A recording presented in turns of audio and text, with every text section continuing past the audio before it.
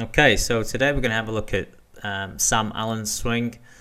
Sam is a mid-20 handicapper from Hotwood Golf Club. He's come to see me just to see if he can improve his distance. He's been playing competitions quite regularly this year. Doesn't feel that he's getting as much distance as he should be doing. So that's the one area, the key area that we're going to have a look at. The swing on the left was taken a couple of weeks ago, and the one on the right is from a lesson over the weekend. The one on the right is a practice swing, but hopefully you'll be able to see the difference and what we're trying to achieve in the actual full swing. So like I said, lack of distance is what we're really looking at, and what's robbing Sam of some of that distance. So I'm going to have a look at the swing on the left first, just run you through it.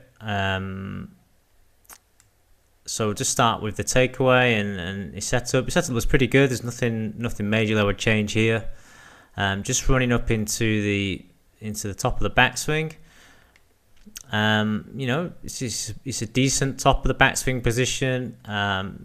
Just looks like he's moving a little bit laterally. His right knee's just a little bit bent here, but definitely not got his weight on the left hand side, and good extension of the spine here. So it's a pretty decent position.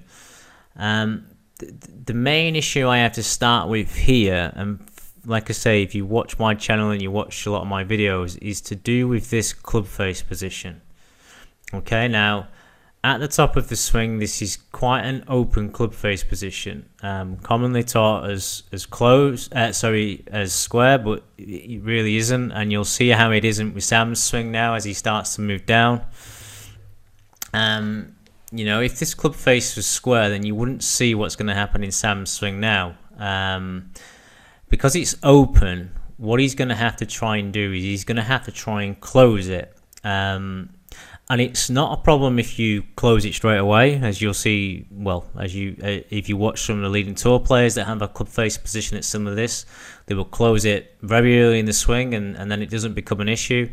But most amateurs, don't know it's open. Some are taught into this position and don't know it's open. And if you don't do anything with it, then obviously subconsciously your body's going to try and do things to help you out. So because it's open, and as I'm going to pull this swing down, you're going to see it remain open. So as I pull it into this position here now, as Sam's coming down, you can see this looks wide open. If it was squarer, it would be facing more this way, more towards the bays here at the back.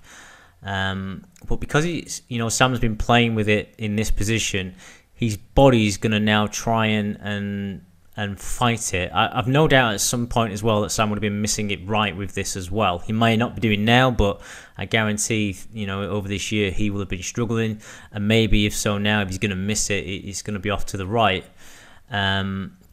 Even though his main complaint was lack of distance, I would still say that right would be in there as well. Pushes and some push slices. But what you're going to see, the closing elements here added by the body. So the first thing he's going to start to do is he's going to start to cast his arms or widen his swing. So you'll see his right arm start to straighten. So there it goes. You can see this right arm now looks pretty straight. You can see the body is now going to stop.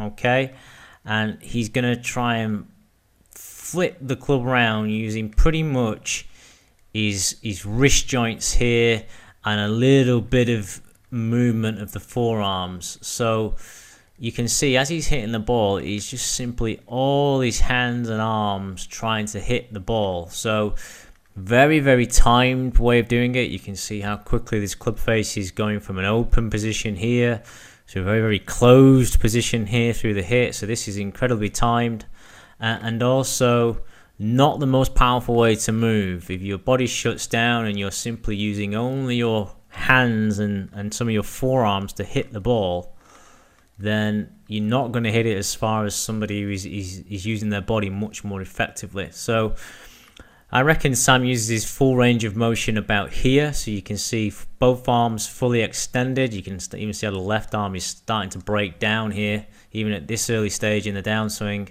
And then definitely you can see him flicking it around because you just see how the hands take over and flip the club face round to hit it straight.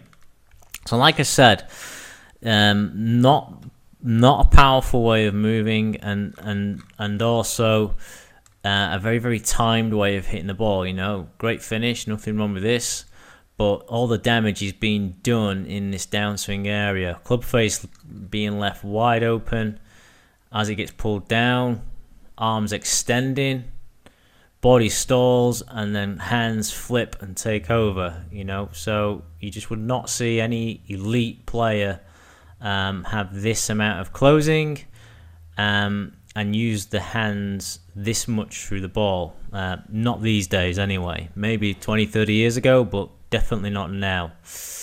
Okay, so the key positions and where we're starting with Sam is to try and get this club face close. So I'm just going to freeze it in the bay here so you can see it. Okay, and this is his practice swing over here on the right. So this is the one we're going to try and work towards. You can see we've just going to be swinging up, and you can see the club face over here on the right, definitely facing more up this way, definitely facing more up towards the sky in this manner. And as I start to swing it down, you'll see how different it looks. So as we start to pull it down, again looking in the bays, and you can now see the big difference here. So there's the one on the right, and here's the one on the left. Obviously this is the before. You can just see how much that club face is twisted. So, you know, for me, players can work on posture, they can work on plane, swing plane, all you like. But if your club face is wide open and you're having to try and close it, and your impact movements become very complicated, then, you know, you can work on swing plane all day. But if you have a very, very high rate of closure, if your club face is closing very, very quickly as it's hitting the ball, you're going to struggle to be consistent. Especially in the long run. So if we just keep on playing this down, it's going to freeze it about here, and I'm going to keep on running the one down the right. Now, the great thing about this on the right hand side here, especially as I run it towards where his hands are getting towards the middle of his right leg about here, is you can see how much better the shape and the one on the right looks. You can see the arms are in a much better delivery position. He's still holding the angles in his wrist. This right arm is still got a little bit of external rotation left in it. And I haven't taught him that. You know, the great thing about this is I haven't told him to do that. He's doing that subconsciously, athletically, all of his own accord, because this club face, you can see as I bring this down now, is in a much better position. Here, much better than the one on the left. And because it's in a much better position, his body can move better.